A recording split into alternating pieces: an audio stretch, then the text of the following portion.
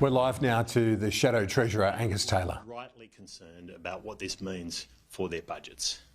Let's be clear. This is Labor's rate rise. This rate rise belongs to the government. It is clear inflation is coming from Canberra, not from the Kremlin, not from anywhere else, but it is coming as a result of a cocktail of policies that we've seen from Labor, fiscal policy, energy policy, industrial relations policy, which are combining to create an inflationary fire. And the truth of the matter is that's where these interest rate increases have come from. Now, for a typical Australian family with a mortgage, this will mean more than $1,850 a month in additional payments since these increases have been coming into place, $22,000 a year. This is a huge hit to the budget of a typical Australian family. And sadly, we've heard from the Reserve Bank today that there may well be more pain in the pipeline. This decision, this rate hike, has made it very clear that the budget did nothing to fight inflation. Prior to the budget, market expectations and economist expectations were that there were unlikely to be additional rate rises. Since the budget, we've seen a dramatic turnaround in those expectations, including and extending to the Reserve Bank's decision today to increase interest rates. It is no coincidence that that change in expectations coincided with a budget that didn't fight inflation, that didn't deal with the inflationary fire that we are seeing in the economy right now. Labor has been in government for a year. It's delivered 2 budgets now.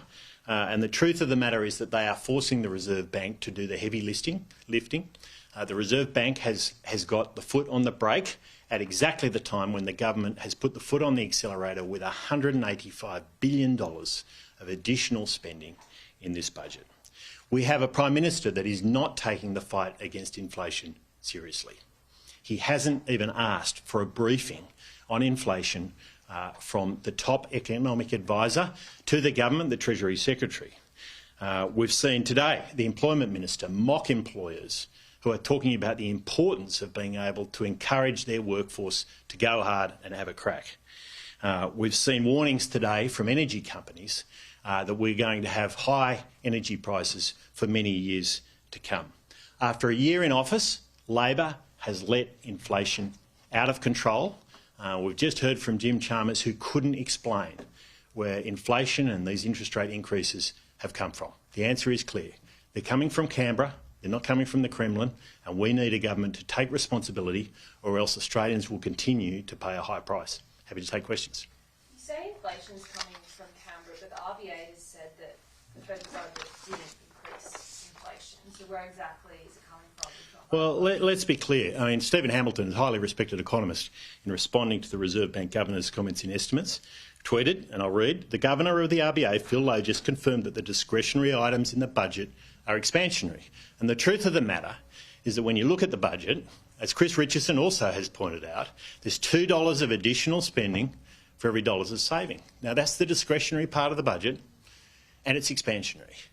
And the best that most economists have been willing to say is that it's not making the situation disastrous. Well, the truth of the matter is we needed a budget that was fighting inflation first. We were promised a budget that was going to fight inflation first, and it simply didn't.